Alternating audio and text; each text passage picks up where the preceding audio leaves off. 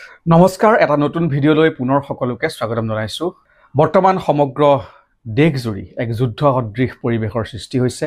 পাকিস্তানৰ মাটিত থকা সন্ত্ৰাসবাদীক সমুলঞ্চে নিশেষ কৰিবলৈ ভাৰতীয় সেনাই যৎপূৰ্ণাস্তি চেষ্টা চলাই আছে আৰু পাৰ্যমানে সফল হৈছে। কিন্তু তাৰ মাজতে ভাৰতৰ একাংশ সংবাদ মাধ্যমে বাতৰি পৰিৱেশনৰ নামত চৌদিশে এক আতংকময় পৰিস্থিতিৰ সৃষ্টি কৰিছে বুলি বহুতে চৰ্চা কৰিছে।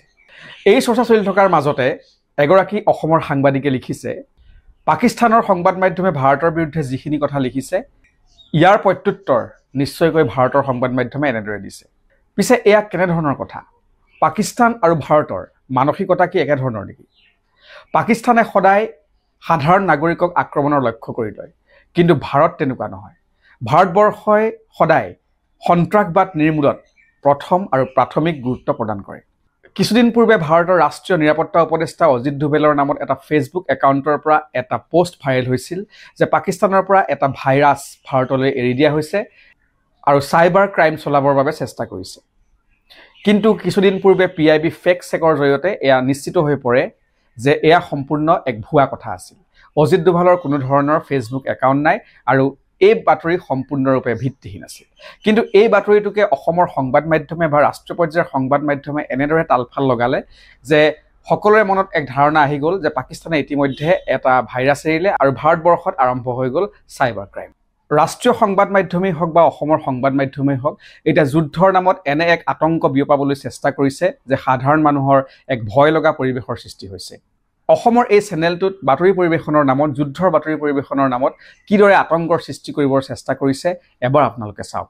পাকিস্তানৰ পুনৰ 5খনকৈ ড্ৰোনেৰে আক্ৰমণ কৰা হৈছে। এই মুহূৰ্তত পাকিস্তানৰ পাঞ্জাবত আক্ৰমণ হৈছে বুলি জানিব পৰা গৈছে। সেউজীয়া খবৰ 5খনকৈ ড্ৰোনেৰে ভয়ংকৰ আক্ৰমণ হৈছে। হাহাকাৰ পৰিস্থিতি বিৰাজ কৰিছে বৰ্তমান সময়ত। এটা ডাঙৰ খবৰ কিন্তু ভাৰতৰ প্ৰত্যুত্তৰ আৰম্ভ হৈছে। প্ৰত্যুত্তৰৰ পিছত পাকিস্তানৰ এখনৰ পিছত আন এখনকৈ চহৰ কঁপিছে। আজি নিশাই পাকিস্তানৰ বাবে শেষ নিশা হ'ব নেকি? লাহোৰত ভাৰতে ভয়ংকৰ প্ৰত্যাক্ৰমণ কৰিছে। লাহোৰ কঁপি উঠিছে। চিয়ালকোট পাকিস্তানৰ আন এটা প্ৰান্ত কঁপি উঠিছে।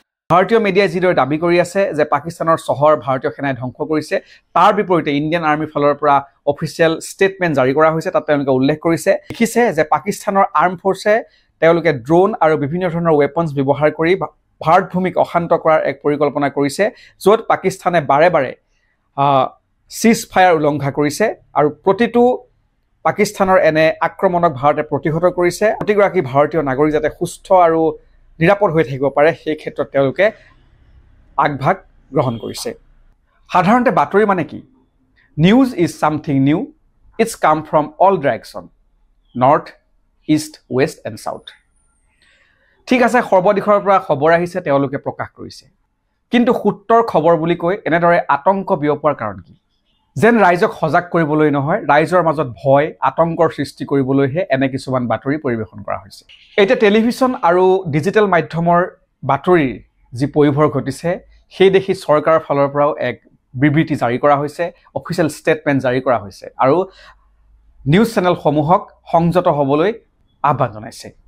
এতিয়া প্ৰতিৰক্ষা মন্ত্ৰালয়ৰ ফালৰ পৰা ৰাজ্যৰ বা দেশৰ সংবাদ মাধ্যমসমূহলৈ চৰকাৰে এক আহ্বান জনাইছে। তেওঁলোকে উল্লেখ কৰিছে প্ৰতিটো নিউজ চেনেল বা ডিজিটেল প্লেটফৰ্মে যিসমূহ ডিফেন্স অপাৰেশ্যনছ থাকিব তাৰ লাইভ ৰিপৰ্টিং বা ৰিয়েল টাইম ৰিপৰ্টিং কৰাৰ পৰা বিৰত থাকিবলৈ আহ্বান জনাইছে, যি ভাৰতৰ নিৰাপত্তাৰ দিশত হেঙাৰ হিচাপে থিয় হ'ব পাৰে। বিশিষ্ট টেলিভিছন সাংবাদিক আনন্দ গোৱেংকাই ইতিমধ্যে তেওঁ নিজৰ এক্স হেণ্ডেলত লিখিছে, ইটছ টাফ নট টু ৱাটচ TV at a time like this, but after last night I strongly suggest do not. অৰ্থাৎ এই সময়ছোৱাত TV নোচোৱাকৈ থাকিবলৈ অলপ অসুবিধা হয়, যি বৰ্তমান যুদ্ধ সদৃশ পৰিৱেশ, কিন্তু কালিৰ দিনটোত যিসমূহ আমি দেখিলোঁ, গতিকে মই পৰামৰ্শ দিম TV চাব নালাগে। দেশৰ প্ৰায়সমূহ চেনেলতে খবৰ ওলাইছিল যে পাকিস্তানৰ লাহোৰ, ইছলামাবাদ, কৰাচী আদি চহৰ ভাৰতীয় সেনাই ধ্বংস কৰি পেলাইছে। ক্ৰিকেট মেচ চলি থাকোঁতে ৰাৱলপিণ্ডি ষ্টেডিয়ামত ভাৰতীয় সেনাই বোম পেলাইছে আদি সূত্ৰৰ ওপৰত ভিত্তি কৰি চিঞৰ বাখৰ কৰি বহু নিউজ কৰা আমি দেখিছিলোঁ। অথচ ভাৰত চৰকাৰ বা ভাৰতীয় সেনাই বাৰে বাৰে কৈ আছে যে ভাৰতৰ এই যুদ্ধ কেৱল সন্ত্ৰাসবাদৰ বিৰুদ্ধে, পাকিস্তান প্ৰশাসনৰ বিৰুদ্ধে, যি প্ৰশাসনে সন্ত্ৰাসবাদক পৃষ্ঠপোষকতা কৰি ভাৰতক অশান্ত কৰিবলৈ চেষ্টা কৰে। লগতে এইটো কথাও বাৰে বাৰে উল্লেখ কৰা হৈছে, পাকিস্তানৰ সাধাৰণ নাগৰিকৰ বিৰুদ্ধে এই যুঁজ ভাৰতৰ নহয়। কিন্তু এনেধৰণৰ বাতৰি পৰিৱেশন কৰি আন্তঃৰাষ্ট্ৰীয় মহলত ৰাষ্ট্ৰসংঘৰ মজিয়াত ভাৰতবৰ্ষক বিপদত পেলাবলৈ চেষ্টা কৰিছে যেন এইসমূহ সংবাদ মাধ্যমে। কাৰণ এনেধৰণৰ বাতৰি পৰিৱেশন কৰা দেখিলে পাকিস্তানে নিশ্চয়কৈ পৰিৱেশন কৰিব যে পাকিস্তানৰ ভূমিত ভাৰতীয় সেনাই সাধাৰণ নাগৰিকক টাৰ্গেট কৰি লৈ বম ব্লাষ্ট কৰিছে, চহৰ ধ্বংস কৰাৰ প্ৰযুক্তিত নামিছে। লগে লগে ভাৰতে উত্তৰ দিব লাগিব।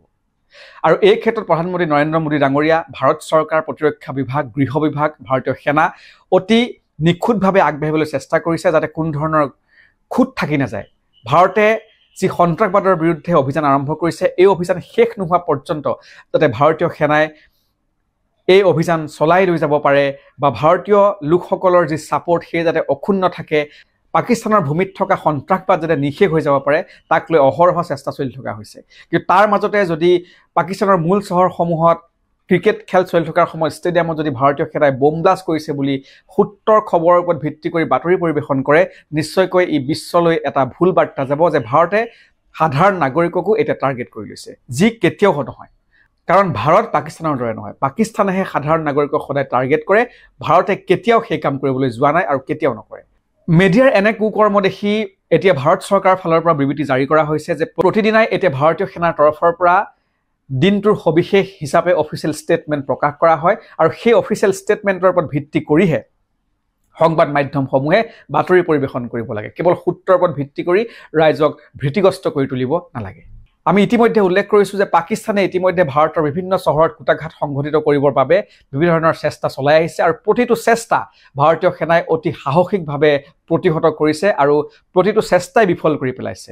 যি ক্ষেত্ৰত আমি ভাৰতীয় সেনাবাহিনীক, যি ক্ষেত্ৰত তেওঁলোকৰ বীৰত্বক আমি বাৰে বাৰে চেলুট দিব লাগিব। ইফালে বহিৰাষ্ট্ৰত থকা ভাৰতৰ ৰাষ্ট্ৰদূতসমূহে ইতিমধ্যে পাকিস্তানৰ স্বৰূপ উদঙাই দিছে, কিন্তু তেওঁলোকে অতিৰঞ্জিত কৰা নাই। তেওঁলোকে যি অফিচিয়েল ষ্টেটমেণ্ট, যি সঁচা কথা, এইখিনিহে ৰাইজৰ আগত প্ৰকাশ কৰিছে। এইবাৰ এই ভিডিঅ'টো আপোনালোকে চাই লওক। এইগৰাকী ৰাষ্ট্ৰদূতে কিদৰে পাকিস্তান যে এখন সন্ত্ৰাসবাদীৰ পৃষ্ঠপোষক দেশ সেয়া প্ৰতিপন্ন কৰিছে অতি সহজ সৰল আৰু সাধাৰণভাৱে। এয়া আপোনালোকে চাই লওক। Baluch Liberation Army. They've said that they have done that for years, and when I asked him about Masood Azhar, he said, well, their family members were targeted. Should we be doing the same to, the high-level militants from the BLA, the Baluch Liberation Army, that are seen and operate within Delhi? Well, look, let me show you this photograph of yesterday, I believe it is, to your viewers. This person here is a sanctioned terrorist under the American sanctions regime. His name is Hafiz Abdur Rauf. He's the brother of the founder of the terrorist groups that you're mentioning. Look who's behind him. Pakistani military.